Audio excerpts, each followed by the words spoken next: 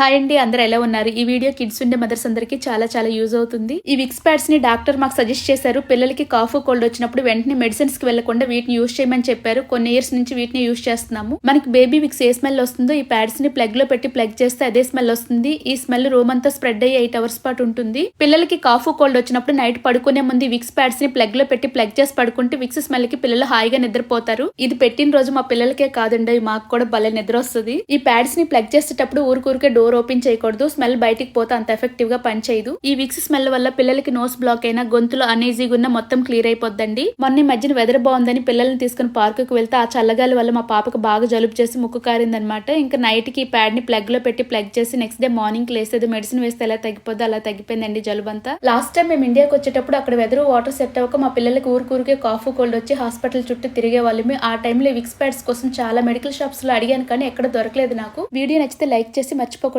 Follow కూడా చేయండి for more videos.